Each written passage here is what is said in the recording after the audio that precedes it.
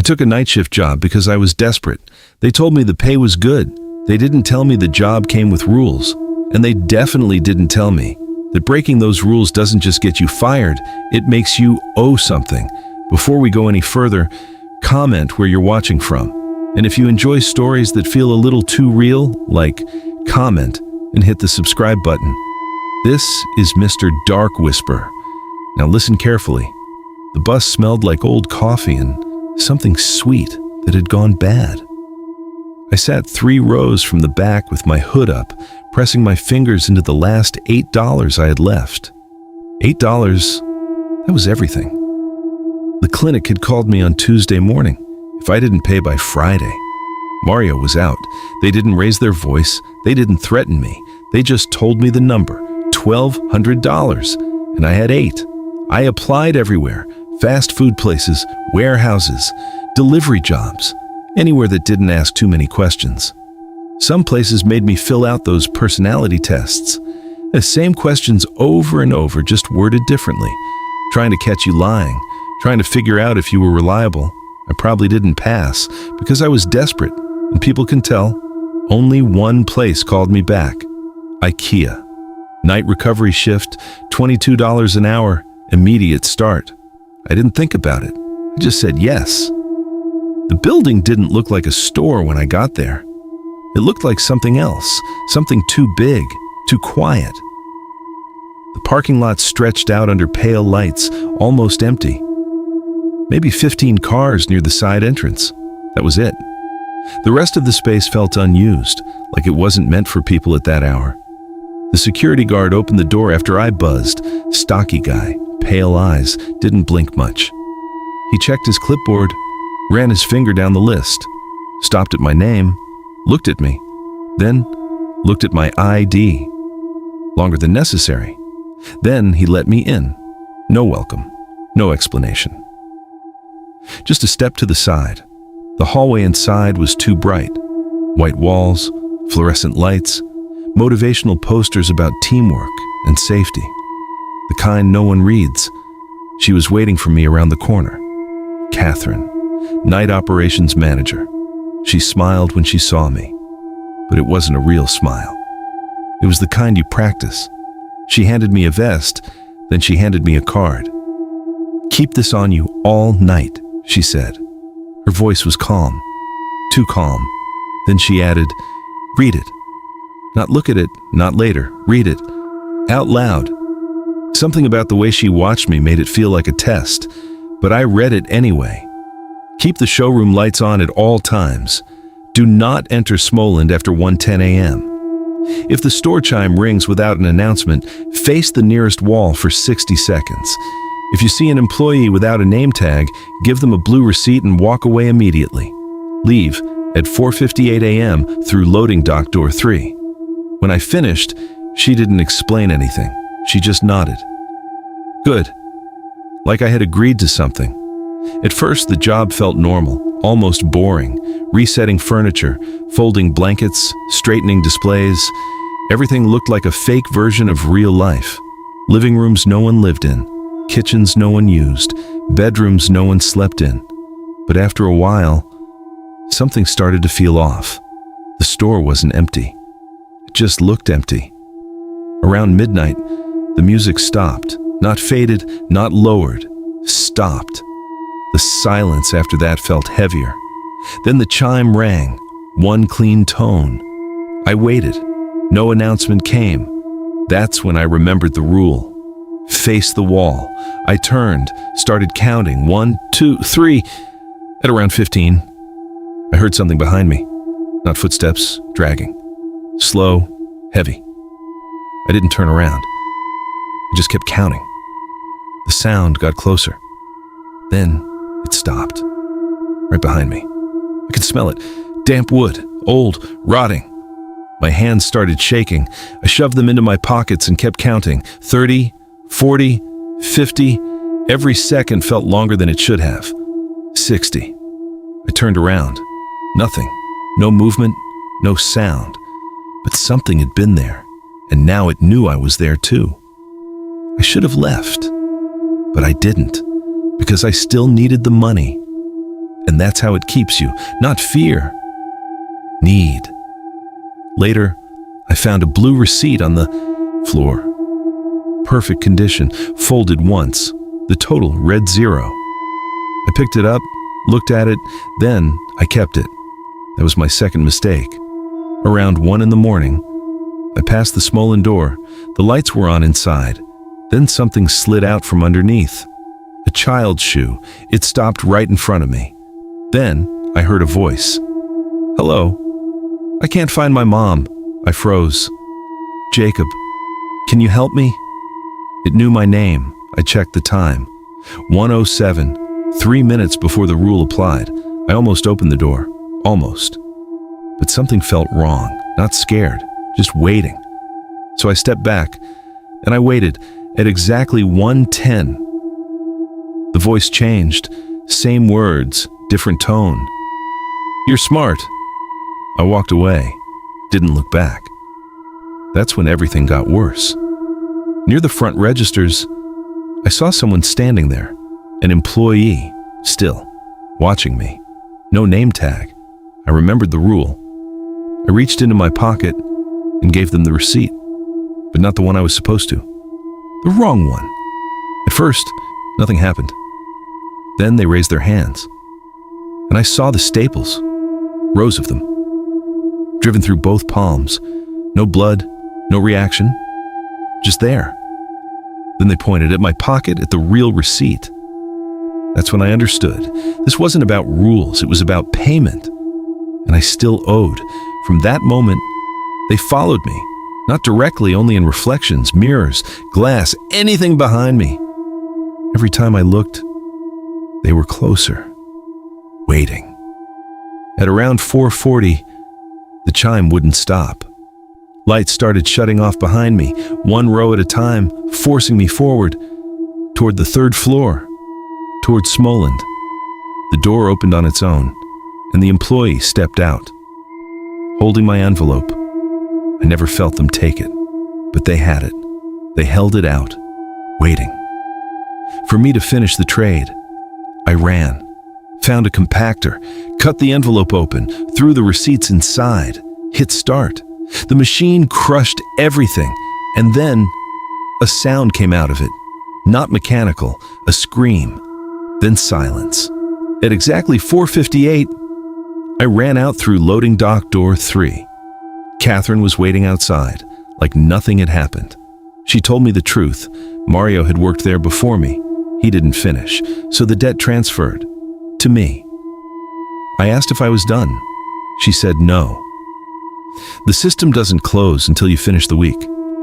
I checked my pocket. The card was still there. That meant I still owed. I got paid for that night. Not enough. Not even close. The next shift starts tonight. I still haven't decided if I'm going back. If you made it this far, comment where you're watching from. And don't forget to like, comment, and subscribe.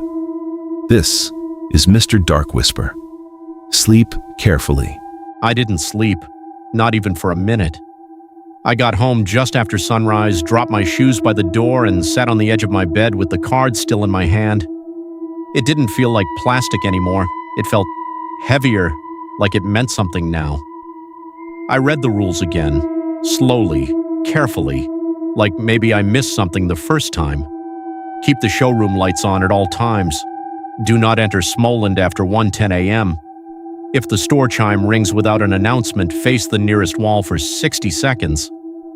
If you see an employee without a name tag, give them a blue receipt and walk away immediately. Leave at 4:58 a.m. through loading dock door 3. Same words, same order.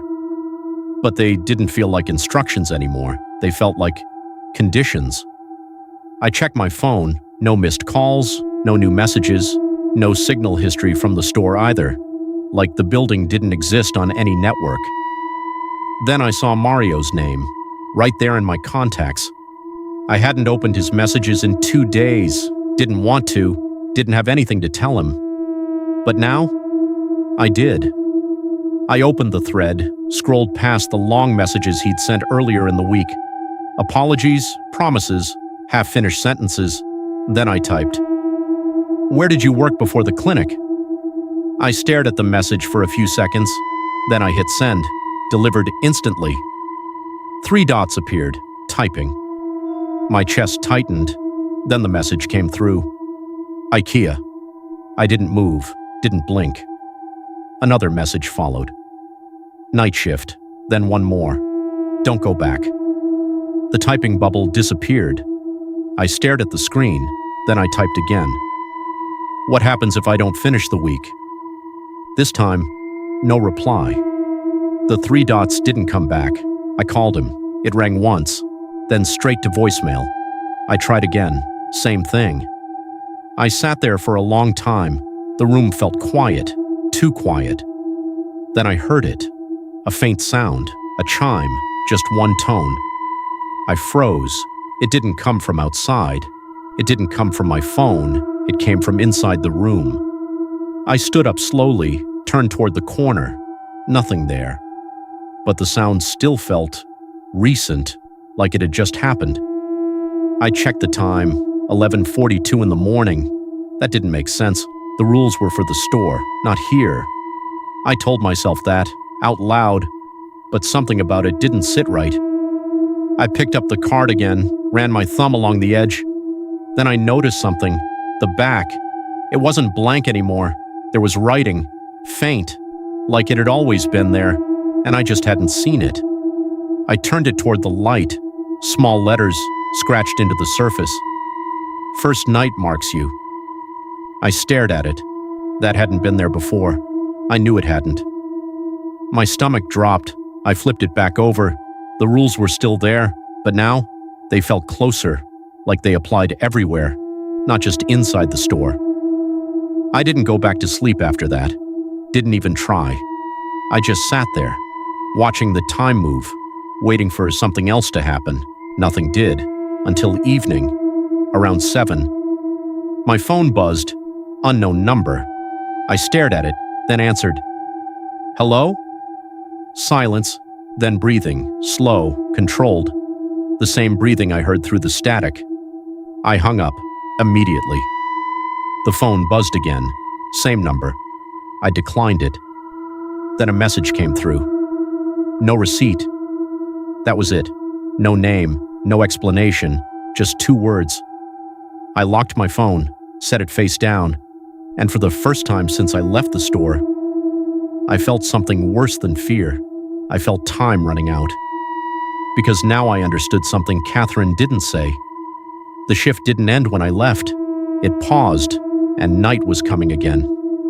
By the time I got back to the bus stop, I'd already made the decision. I was going back. Not because I wanted to, because I didn't have a choice.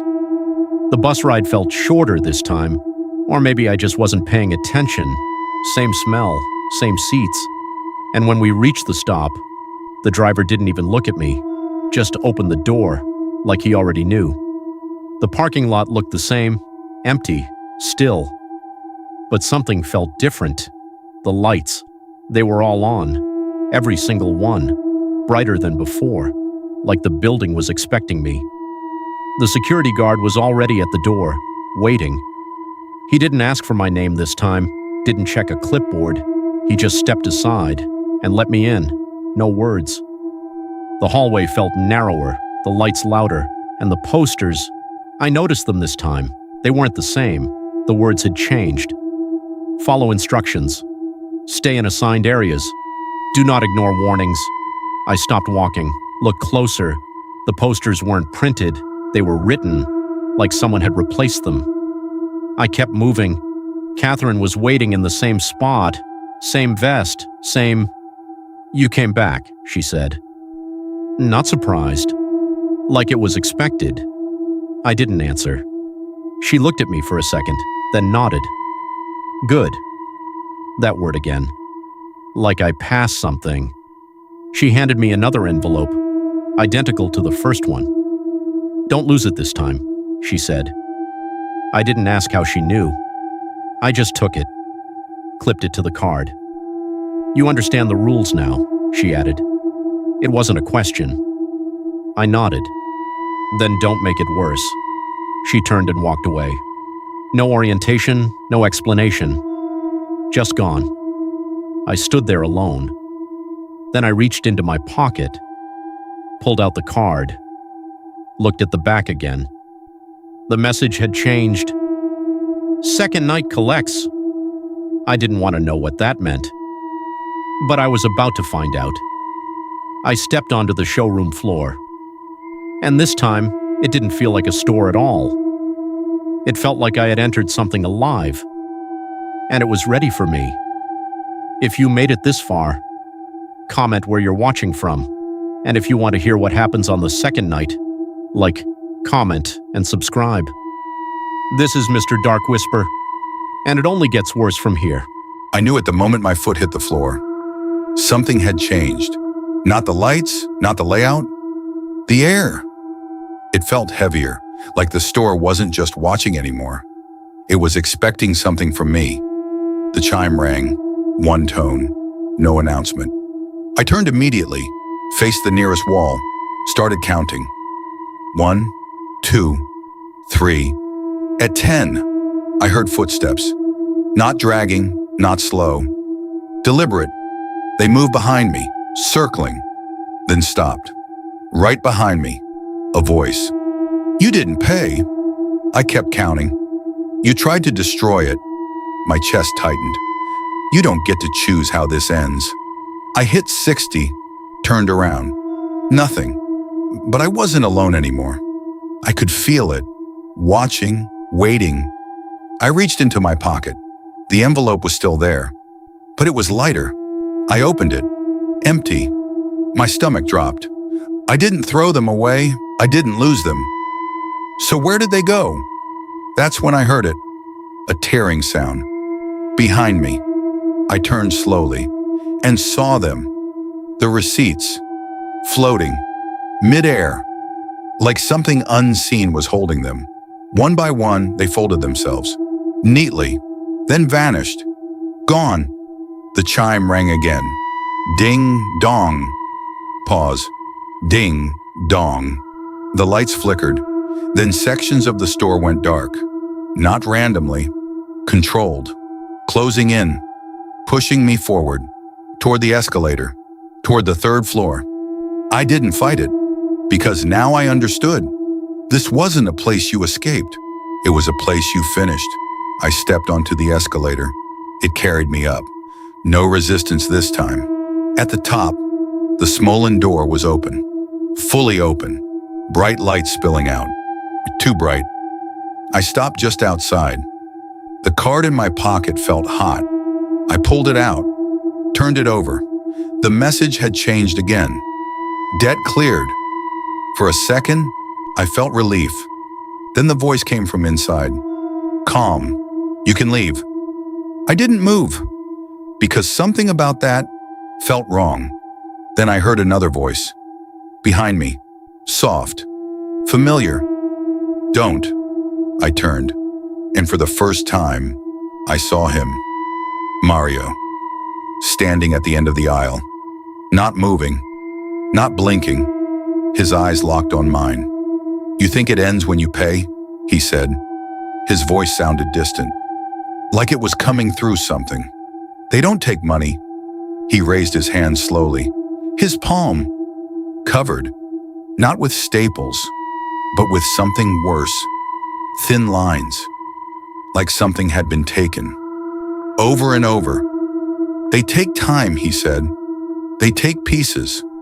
The lights behind him went out, one by one, until only the doorway behind me remained, bright, waiting. I turned back toward it. The voice inside spoke again. Step in. I looked at the card one last time, then at Mario, then at the darkness behind him, and I understood the choice. Finish the week and leave without something, or refuse and stay forever. I stepped forward. The light swallowed everything, the store, the noise, the air. Gone. When I opened my eyes, I was outside. Morning. Same parking lot, same silence. The building behind me looked normal again, like nothing had happened. I checked my pocket. No card, No envelope. Nothing. I pulled out my phone. One new message. No sender. Just 2 words. See you Monday. I don't remember agreeing to another shift, but somehow I know I did. If you made it this far, comment where you're watching from, and don't forget to like, comment, and subscribe. This is Mr. Dark Whisper. Sleep carefully.